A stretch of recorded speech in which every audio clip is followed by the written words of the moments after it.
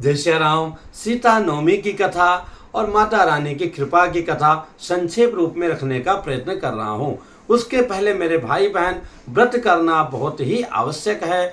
व्रत का इतना बड़ा प्रभाव है और व्रत के साथ में अगर पूजा करें तो कहना ही क्या है कि आया है कि जिस प्रकार से जो है पृथ्वी दान का फल होता है, महाखोडस दान का फल मिलता है, अखिल तीर्थ मतलब जो अपने संसार में विशेष तीर्थ है, उन तीर्थों का भ्रमण करने का जो फल मिलता है, सभी जीवों की रक्षा करके उनका पालन पोषण करने का जो फल मिलता है, वही समस्त फल जो है माता सीता जी के व्रत करने से हमें प्राप्त होता है। उसमें भी विशेष रूप से जो योग्य नित्य कर्म, शुद्ध आचरण वाले ब्राह्मण गण को बुला करके अगर आप विधिवत जो है सब परिवार श्री सीता रामचंद्र जी का पूजा करते हैं राम दरबार के साथ में, और दूसरा जो है महाराजा जनक जी के साथ में, सदानंद जी के साथ इत्यादि करते हैं, तो कहना ही क्या है, हमें समस्त पापों से मुक्ति मिलती है और परम पुण्य की प्राप्ति होती है।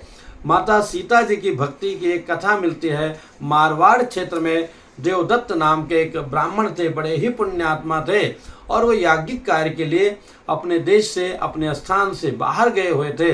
उनकी पत्नी जो है शोभना नाम की उनकी पत्नी थी। जैसा नाम था वैसे रूप गुण वो संपन्न थी, अत्यंत सुशील और सुंदर थी। लेकिन धीरे धीरे जब ब्राह्मण देवता घर में नहीं थे तो कुबुद्धि लोगों की दृष्टि पड़ती गई, उसका भी कुछ ना कुछ पाप उदय हुआ। और कहते ना मेरे भाई बहन, एक बटन अगर हमारा गलत बंद हो जाता है तो सारे बटन हमारे गलत बंद होंगे। इसलिए हमें बहुत सोच समझ करके कोई भी कार्य करना चाहिए। वो धीरे धीरे पतिता हो गई, परम दुराचरणी हो गई और हर जगह उसकी निंदा होने लगी। सोचिए हमारे पतिदेव आएंगे तो हमको कितना डांटेंगे, क्या क्या होगा। तो ना रहेगा बांस ना बजेगी बांसुरी, पूरे जो है अपने घर को ही नहीं पूरे गांव में आग लगा दिया और उसमें स्वयं जो है वो जल गई।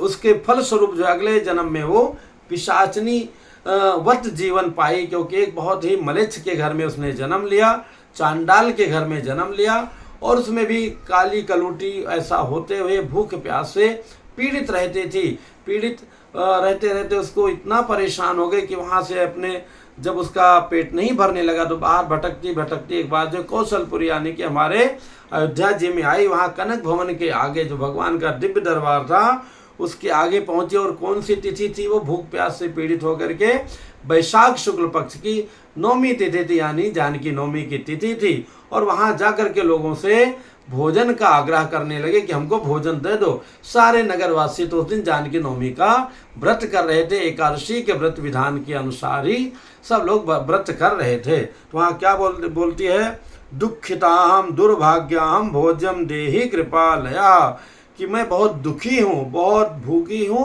भूखी हूँ और दुर्भाग्य से पीड़ित हूँ, मुझे भोजन दो। तो अब ये सब व्यवस्था तो उस दिन थी ही नहीं, तो भक्तों ने क्या किया, उनको ठंडा जल और तुलसी का पत्ता इत्यादि दे दिया। लेकिन उससे उसकी तृप्ति कहाँ होती हो, वो तड़पती बिलकती जो है श्री सीताराम जी के सामने ही जानकी नवमी को उसने अपने प्राणों का त्याग कर दिया, उसके प्राण निकल गए। लेकिन चूंकि उस दिन जानकी नवमी थी और उसने व्रत रखा था और उस व्रत के प्रभाव से मध्याह्न काल निकल गया था, उसको परम पुण्य की प्राप्ति हुई और वो जो है स्वर्ग लोक में जाकर के देवत्व को प्राप्त हुई। और फिर बाद में जब वो पृथ्वी लोक पर आती है तो यहाँ पर आने के बाद में एक महाराज जय सिंह जी महाराज थे, उनकी पत्नी कामकला के रूप में विख्यात हुई और उसको पूर्व जन्म का अपने याद था कि मैं माँ जानकी जी की कृपा से हमको स्वर्ग मिला था, फिर वहाँ से ये जीवन मिला है। तो उसने बड़े ही श्रद्धा विश्वास पूर्वक पूरे अपने नगर में जगह जगह जो है प्रारंभा प्रभु हमारे श्री राम जी के साथ में माता रानी का मंदिर बनवाया और वो जो है विधि विधान पूर्वक वहाँ का पूजा अर्चन कराती थी, भक्ति पूर्वक रहती थी। और जानकी नवमी का जो उत्सव है वो बहुत ही विधिवत जो है महीनों से प्रतीक्षा करके मनाती थी। हम लोगों को भी अपने घर को सजा करके, दरवाजों को सजा करके व्रत रहते हुए और माँ जानकी नवमी का पूजन इत्यादि अच्छे गुणी श्रेष्ठ आचार्यों को बुलाकर उनके द्वारा संपन्न कराना चाहिए। कृपणता नहीं करना चाहिए।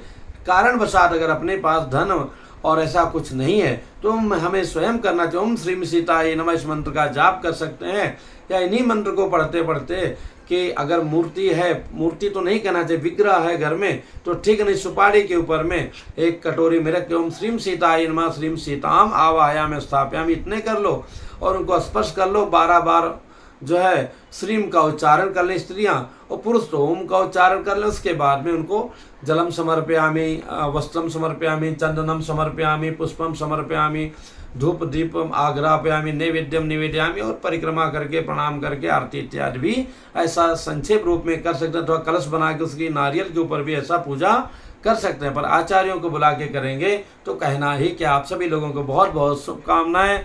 मैया की हमारी कृपा हम सभी भक्तों के साथ समस्त पृथ्वी पर बनी रहे, हमारे भारतवर्ष पर बनी रहे, यही भगवान से प्रार्थना है। जय श्री राम।